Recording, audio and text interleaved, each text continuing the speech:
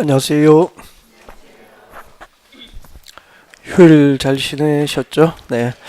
자, 오늘 건축법 진도를 준비합니다. 네. 여러분 교재는 431페이지 03번에 보시면 건축법의 적용 대상물이라고 나와 있을 거예요. 네. 431페이지 진도 준비하시면 돼요. 네.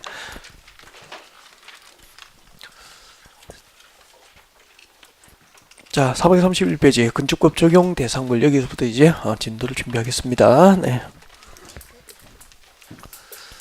자, 오늘 저희들이 공부할 법률이 이제 건축법 진도를 준비하게 될 텐데, 자, 우리가 지금까지 공부한 법률은 국토계획법 공부하셨고요, 도시개발법 그리고 도시 및 주거환경정비법까지 공부하셨고, 이 세 가지 법률의 공통점이 있습니다. 공통점은 그 부동산 공법에서 토지공법이죠. 토지에 관련된 법률을 지금까지 공부하신 거고, 자, 지금부터 이제 건물공법의 기본이 되는 건축법 진도를 준비하게 될 텐데, 출제 문항수는 7문항 정도 출제가 됩니다. 그래서 비교적 출제 문항수가 많다라고 볼 수 있고요.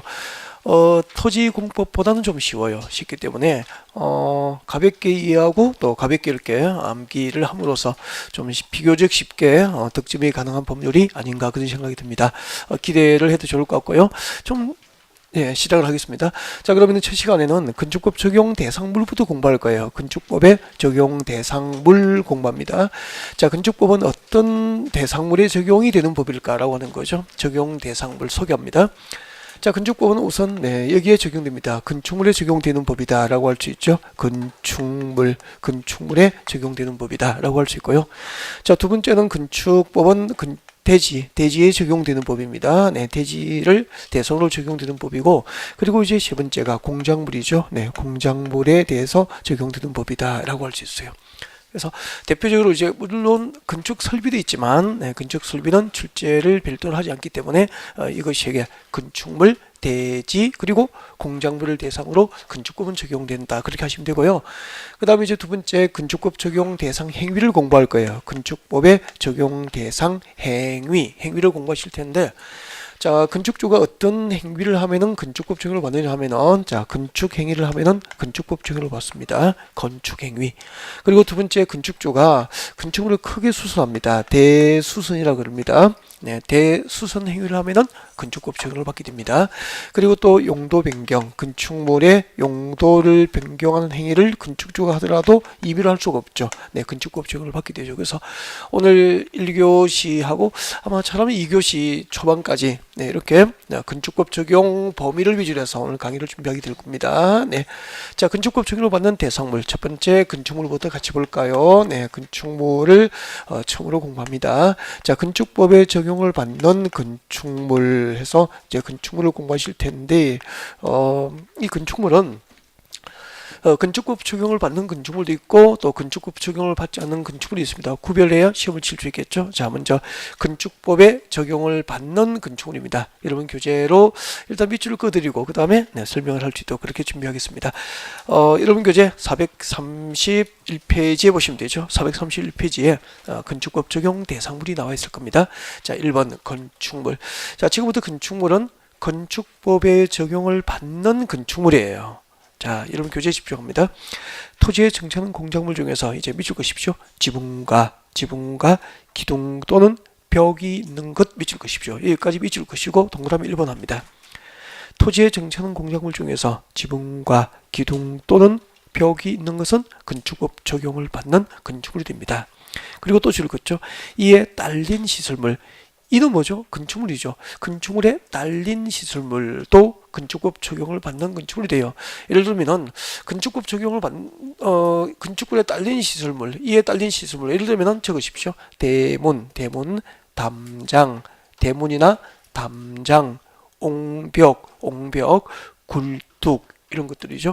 자, 대문이라든지 담장, 옹벽, 굴뚝 등 건축물에 딸린 시설물도 건축법 적용을 받는 건축물로 보게 됩니다. 그리고 밑줄 그십시오. 지하나 고가의 공작물에 설치하는 지하 또는 고가의 공작물에 설치하는 사무소, 공연장, 점포, 차고, 창고까지, 지하부터 창고까지 미칠 것이고 동그라미 3번 하시면 됩니다. 이렇게 해서 자, 우리 건축법에서 건축법 적용을 받는 건축물의 범위는 몇 가지가 규정되어 있죠? 세 가지. 네, 이것은 이해하고 숙지를 하셔야 됩니다. 네, 잠깐 설명을 좀 드리겠습니다. 앞에 봐줄까요? 자, 방금 읽어드린 거 이거 설명드리려고요. 그래서 자, 이제 설명 듣고 필요하면은 간단하게 이제 교재에 메모도 하시고 그렇게 하시면 됩니다. 자, 건축법 적용을 받는 건축물이죠. 자, 건축물은 건축법 적용을 받는 것도 있고 이제 건축법 적용을 받지 않는 게 있습니다. 제일 먼저 건축법 적용을 받는 건축물이에요. 제일 먼저 자, 건축법 적용을 받는 건축물은 토지에 정착하는 공작물 중에서 제일 먼저 무엇이 있어야 되죠? 지붕이 있어야 됩니다. 지붕과 그리고 기둥 또는 벽이 있는 것은 건축법 적용을 받는 건축물이다. 그렇게 되어 있죠. 자, 거기서 토지에 정착하는 공작물이 건축법 적용을 받는 건축물이 되기 위해서는 지붕은 필수입니다. 반드시 있어야 되죠. 그래서 지붕은 필수. 교재에 메모를 해둡니다. 필수죠. 지붕은 꼭 있어야 되고요. 자, 지붕이 있다면은 그 다음에 이제 기둥 또는 벽이 있어야 되죠. 그래서 기둥 또는 벽이 있어야 되니까 기둥과 벽은 둘 모두가 있거나 둘 중 하나가 있어도 건축법 적용을 받는 건축물이 될 수 있습니다. 예를 들면 문제가 이렇게 나오죠. 토지에 정착하는 공작물 중에서 지붕과 벽만 있는 것은 건축법 적용을 받는 건축물이다. 오, 믿겠습니까? 오, 그렇게 된다고. 그러니까 지붕이 존재하면은 네, 기둥 또는 벽이니까 기둥과 벽은 둘 모두가 존재하거나 둘 중 하나만 있어도 건축법 적용을 받는 건축물이 되는 거죠. 네, 자, 그렇게 기억하시면 되고요. 그리고 이 건축법 적용을 받는 이 건축물에 딸린 시설물, 건축물에 딸린 예를 들면 무엇이 있다 그랬죠? 아까 대문, 담장, 그리고 옹벽, 굴뚝 등도 이거 건축물에 딸린 시설물일 경우에는 네, 건축법 적용을 받는 건축물로 보는 거죠. 상당히 조심해야 되죠. 그러면은 만약에 건축물이 없는 나대지가 있습니다. 여러분, 자, 건축물이 없는 나대지잖아요. 나대지에 축조된 담장이라면은 건축물에 딸린 시설물이 아니잖아요. 이때 담장은 건축법 적용을 받는 건축물입니까? 공작물입니까? 공작물. 단순한 공작물에 불과하다고. 그런데 자, 건축물이 있는 네, 대지에 축조된 담장이라면은 건축물이 있는 대지에 축조된 담장이라면은 건축물에 딸린 시설물이 되죠. 이때는 담장도 건축법 적용을 받는 건축물이 되는 거예요. 그러니까 이해하기 나름이 완전 다르잖아요, 개념이.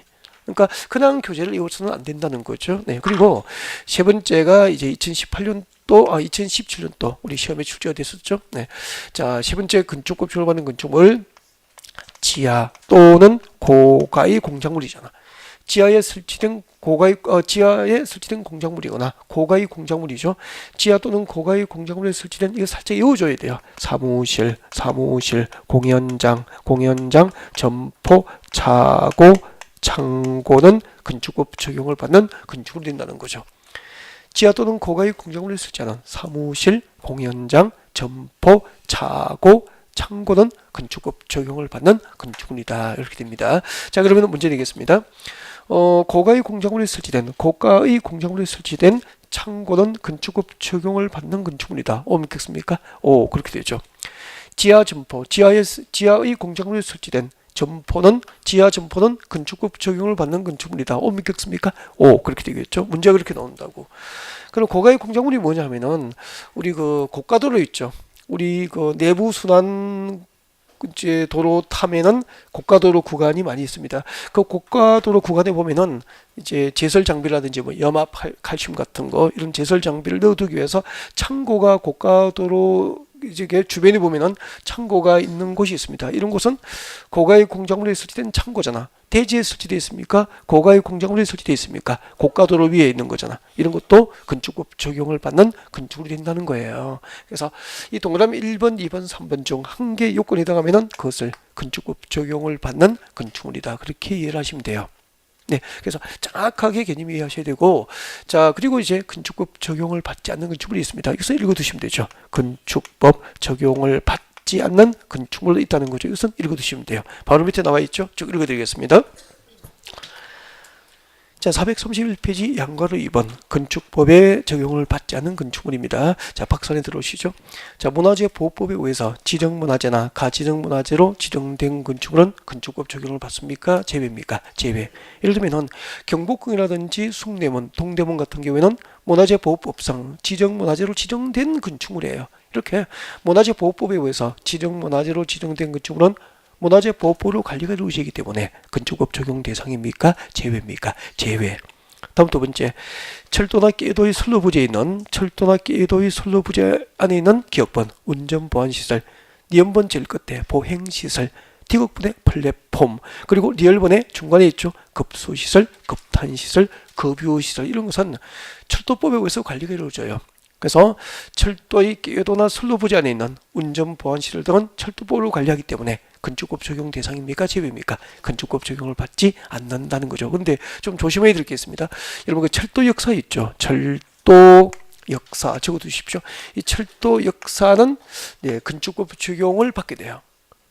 철도 역사. 그러니까 우리 서울역 청사 있죠. 서울역 청사 여러분이 이제 기차 탈 때 이제 올라가셔서 이제 대합실에 기다리면서 표를 끊고 그다음에 이제 기차가 출발할 때까지 개찰구가 열릴 때까지 이제 대기하고 있는 그 철도 역사는 건축법 적용을 받는 건축물이고, 그 철도 역사에서 이제 표를 끊고 개찰구를 내려서 이제 기차에 승차하기 위해서 내려오면은 플랫폼을 내려오게 되죠. 그때부터 철도나 궤도의 선로 부지 안에 있는 운전보안시설, 급소시설, 급유시설, 플랫폼 이런 것들은 건축법 적용을 받는 건축물입니까? 제외입니까? 제외. 그렇게 되는 거죠. 그래서 철도 역사는 유일하게 그 철도 관련 시설 가운데서 건축법 적용을 받는 것을 좀 조심해야 되죠. 그래서 건축법 적용을 받지 않는 철도 관련 시설, 기역부터 리얼까지, 기역분의 운전보안시설, 리얼분의 급유시설, 그 뒤쪽에 그게 포함될 수 없는 게 무엇이 있다고요? 철도 역사. 철도 역사는 건축법 적용을 받지 않은 철도 관련 시설에 포함되지 않는다는 거 체크를 했으면 좋겠습니다. 네. 그리고 고속도로 통행료 징수시설, 우리 고속도로 표 받는 곳이 있죠. 네, 톨게이트, 고속도로 통행료 징수시설 건축법 적용을 받지 않습니다. 그리고 4번은 조심해야 돼요. 컨테이너 관리 창고, 컨테이너를 이용한 관리 창고는 건축법 적용을 받지 않는데 조건이 있다고. 그래서 가로 안에 밑줄을 잘 꺼야 됩니다. 가로 안에 두 번째 줄 밑줄 그십시오. 공장 용도 줄 것이십시오. 공장 용도로 사용되는 건축물의 대지에 설치하는 것으로서 고정식입니까? 이동식입니까? 이동이 쉬운 컨테이너 관리 창고만 건축법 적용을 받지 않게 돼요. 그러면은 공장 용도로 사용되는 대지에 설치하더라도 고정식으로 설치된 컨테이너 관리 창고는 건축법 적용을 받게 됩니다. 고정식입니까? 이동식입니까? 이동식만 건축법 적용을 받지 않게 돼요. 그리고 우리 그 4대강 사업을 하면서 하천법에 의해서 하천구역 내 수문 조작 시설, 이렇게 보가 만들어지면은 보를 이제 수문을 열고 닫기 위해서 조작하는 시설이 있죠. 네, 그러니까 하천법상 밑줄 그십시오. 하천구역 내 수문 조작 시설도 건축법 적용 대상에서 제외됩니다. 하천법에 의해서 관리를 하겠다는 의미가 되겠죠. 네, 그래서 이 부분은 외우지 않더라도 쉬워요. 그래서 한두 번 정도 읽으면 대부분 이제 객관식은 문제를 찾아갈 수 있지 않을까. 그래서 일단은 무엇을 구분해야 되죠? 자, 건축물은 건축법 적용을 받는 건축물과 또 건축법 적용을 받지 않는 건축물로 구별된다라고 하시면 되죠. 그 다음에 이제 건축법 적용 대상물 두 번째 이야기죠. 네, 대지. 여러분 교재 432페이지로 오시면 돼요. 432페이지.